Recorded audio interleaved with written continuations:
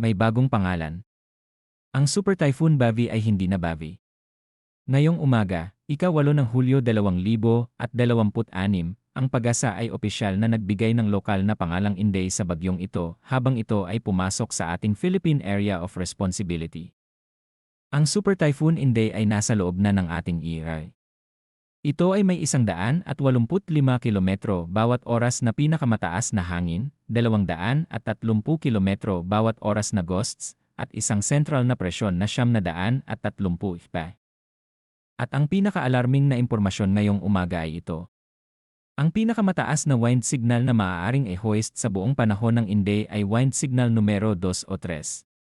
Ang Inday ay hindi isang ordinaryong bagyo. Ito ay isang super typhoon na nasa loob na ng ating bansa. Magandang umaga, mga kababayan. Ito ang Tropical Cyclone Bulletin numero 2 para sa Super Typhoon Inday, inilabas ng Pag-asa ngayong alas 5 ng umaga nitong Miyerkules, ika-8 ng Hulyo 2026. Ang bulletin na ito ay may bisa para sa broadcast hanggang sa susunod na bulletin ngayong alas 11 ng umaga.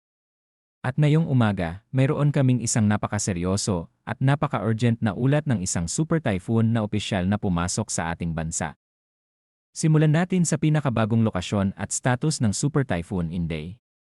Simula alas 4 ng umaga ngayong araw, ang sentro ng mata ng Super Typhoon Inday ay tinatantya ng Pag-asa sa 1,405 kilometro sa silangan ng Northern Luzon, nakalagay sa 16.8 degrees hilaga. 134.9 degrees silangan.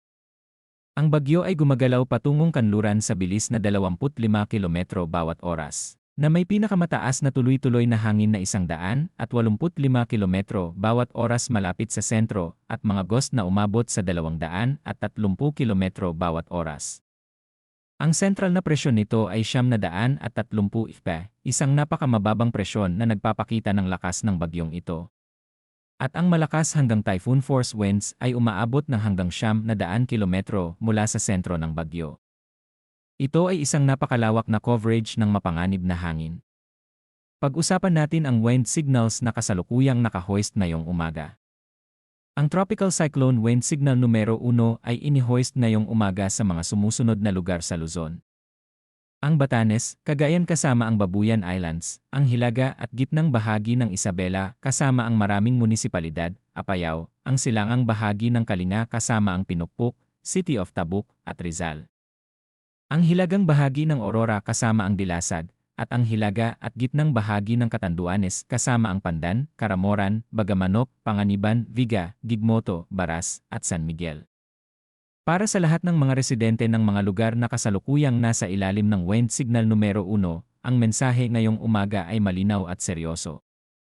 Ang minimal hanggang menor na banta sa buhay at ari-arian mula sa malakas na hangin ay inaasahan sa inyong lugar. At ang pinaka-importanteng babala ngayong umaga ay ito.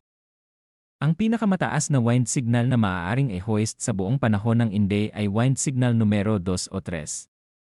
Nangangahulugan ito na ang mga lugar na kasalukuyang nasa wind signal numero 1 ay maaaring mag-escalate sa mas mataas na signal sa mga darating na oras. Ang lahat ng mga residente ng mga lugar na ito ay dapat na maging handa para sa posibilidad ng mas malakas na hangin kaysa sa kasalukuyang inaasahan. Pag-usapan natin ang malakas hanggang buhawi na gusts na inaasahan sa mga darating na araw. Ngayong araw, ang pinahusay na southwest monsoon at ang periphery ng Super Typhoon Inday ay magdadala ng malakas hanggang buhawi na gusts sa Pangasinan, Zambales, Bataan, Calabarzon, karamihan ng Mimaropa, Bicol Region, karamihan ng Visayas, at karamihan ng Mindanao. Bukas, ika-9 ng Hulyo, ang malakas hanggang buhawi na gusts ay inaasahan sa karamihan ng bansa. At sa Biyernes, ika-10 ng Hulyo, katulad din, ang karamihan ng bansa ay makakaranas ng malakas hanggang buhawi na gusts. Para sa lahat ng mga residente ng Metro Manila, ang mensahe ngayong umaga ay napakamahalaga. Kahit na ang inyong lugar ay hindi kasama sa mga lugar na may wind signal ngayong umaga, ang malakas hanggang buhawi na gusts ay inaasahan sa inyong lungsod ngayong araw at sa mga darating na araw. Tiyakin na ang lahat ng mga bagay sa labas ng inyong tahanan ay nakasecure. Umiwas sa paglabas sa labas sa panahon ng malakas na hangin. At manatiling mapagmatsyag sa lahat ng oras. Pag-usapan natin ang kondisyon ng karagatan ngayong umaga, na nagpapakita ng pinakamapanganib na kondisyon na aming naitala sa buong panahon ng Inday. Ang very low seas ay inaasahan sa seaboard ng Isabela, northern seaboard ng Aurora, northern at eastern seaboards ng Catanduanes, at eastern seaboard ng northern Samar, kung saan ang mga alon ay umabot hanggang 4.5 metro. Ang lahat ng sasakyang dagat ay inutusan na manatili sa daungan o humingi ng kanlungan sa pinakamabilis na paraan. Para sa low seas, ang northern at eastern seaboards ng Batanes at Polillo Islands, eastern seaboards ng Cagayan, Albay, Sorsogon, Eastern Samar, at Dinagat Islands, remaining seaboard ng Aurora, at northern seaboards ng mainland Quezon. Camarines Norte, Camarines Sur, at northern Samar ay may mga alon na umabot hanggang 4.0 metro. At para sa remaining seaboards ng Batanes at Cagayan at ilang lugar sa Mindanao, ang mga alon ay umabot hanggang 3.5 metro. Dagdag pa rito, ang isang gale warning ay ilalabas ngayong araw sa northern at eastern seaboards ng Luzon at Visayas. Ito ay isang espesyal na babala para sa lahat ng maritime operators na ang mga kondisyon ng karagatan ay nagiging labis na mapanganib. Para sa track at intensity outlook ng Super Typhoon Inday, ang bagyo ay inaasahang gumagalaw sa pangkalahatang kanlurang direksyon sa susunod na 24 oras. Ito ay liliko patungo sa Hilagaang Kanluran habang nananatili sa ibabaw ng Philippine Sea at maaaring maging pinakamalapit sa extreme northern Luzon sa Biyernes, ika-10 ng Hulyo. Bago magtungo sa Southern Islands of Japan at sa karagatan sa Hilaga ng Taiwan. Ang Inday ay inaasahang lalabas ng sa Sabado, ika-11 ng Hulyo, at maglandfall sa eastern coast ng mainland China sa Linggo, ika-12 ng Hulyo. Para sa intensity, ang Inday ay magpapanatili ng kanyang lakas bilang isang super typhoon hanggang bukas, ika-9 ng Hulyo, at magiging isang typhoon bukas ng hapon o gabi. Pagkatapos nito, ito ay dahan-dahang hihina, ngunit malamang na mananatili bilang isang typhoon sa buong natitirang forecast period.